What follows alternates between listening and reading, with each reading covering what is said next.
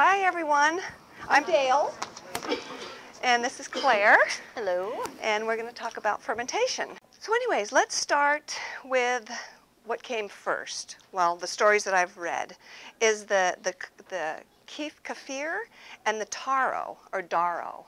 And darro and these two are kind of the same. One comes from Tibet, and one comes from the Caucasus Mountains.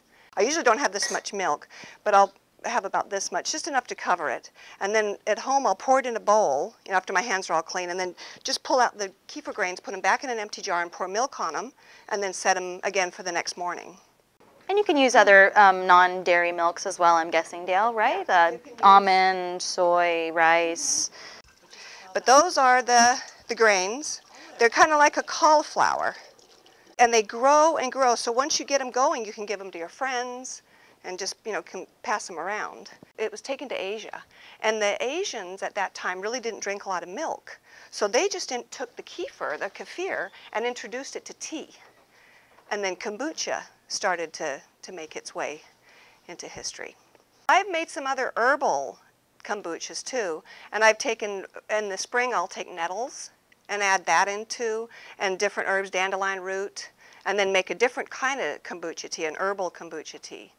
But just for simplicity of the class, I just use the black tea, the basic typical kombucha, black tea and sugar, and then the SCOBY. So sauerkraut, it's so easy, sauerkraut is. I mean, I at first thought, oh no, sauerkraut, how do you ever make sauerkraut? But it's just salt and cabbage, and that's it. Just these two things. And I pre-measured out 3 tablespoons of salt to a large cabbage. So I'll just put the sauerkraut in there and then sprinkle as you go so that it kind of gets all over. I chose to put in some caraway.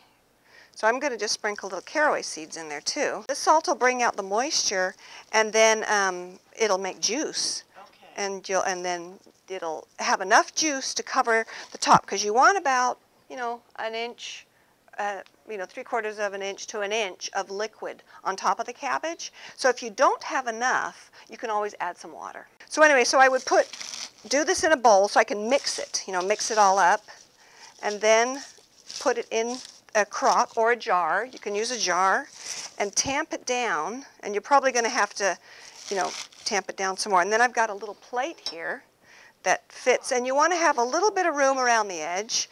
And then you can put like a jar with water on top, or rock or something heavy to push it down.